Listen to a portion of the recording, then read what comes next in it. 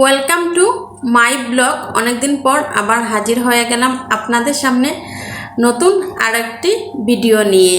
আমার প্রিয় ভাই এবং বোনরা, আপনারা সবাই কেমন আছেন অবশ্যই আমাকে কমেন্ট করে জানাতে ভুলবেন না।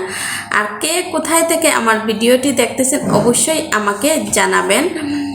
শুধু তাদের জন্যই আমরা ভিডিও তৈরি করি যারা হচ্ছেন আমাদের ভালোবাসার মানুষ, যারা আমাদেরকে দেখতে চান। আমরা শুধু তাদের জন্যই ভিডিও তৈরি করি। আর যারা কিনা আমাদেরকে দেখতে চান না, অবশ্যই আপনারা আপনাদের স্কিপ করে চলে যাবেন আমার ভিডিওটি।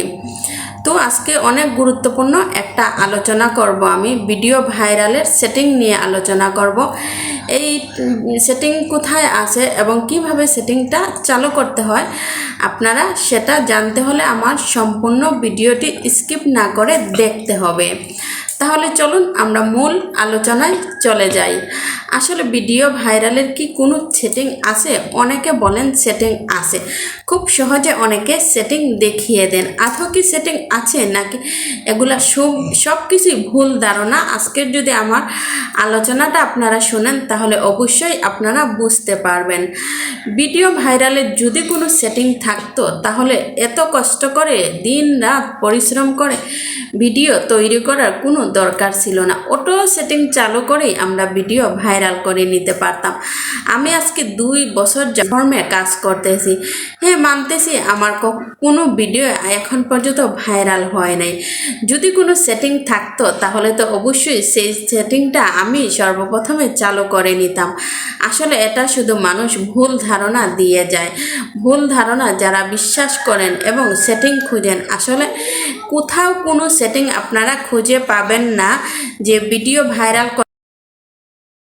তো আসলে এইরকম কোনো সেটআপ আমি কোথাও পাই নাই যে অপশনটা আছে যে এটা চালু করলেই ভিডিও ভাইরাল হয়ে যাবে এবং ভিডিওতে রিচ উঠবে। আসলে এরকম কোনো সেটআপ আমি কোথাও পাই নাই, কোনো সেটিং আমি কোথাও খুঁজে পাই নাই। যদি কারো জানা থাকে অবশ্যই আমাদেরকে বলে দেবেন। আমরাও তো চাই আমাদের ভিডিওগুলো ফর ইউতে চলুক এবং আমাদের ভিডিও ভাইরাল হোক।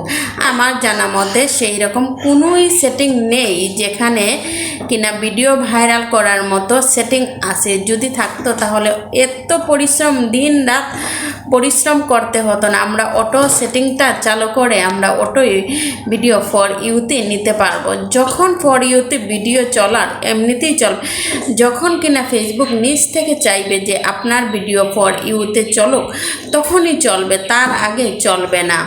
তো আমরা বিভ্রান্তি থেকে এবং ভুল ধারণা থেকে আমরা বেরিয়ে এসে আমরা নিজে কঠোর পরিশ্রম করি এবং শ্রম দেই।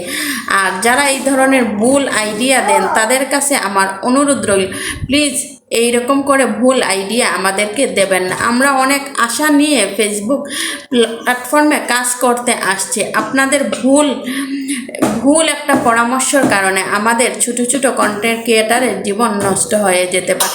আমরা তাহলে আর পরিশ্রম করব না, শুধু আমরা সেটিংয়ের পিছনেই খুঁজবো, ভাববো কোথায় সেই সেটিংটা আছে, কোথায় সেই ভাগ্যের এবং ভিডিও ভাইরালের সেটিংটা আছে। আসলে আমরা পরিশ্রম না করে শুধু সেটিংটাই খুঁজবো।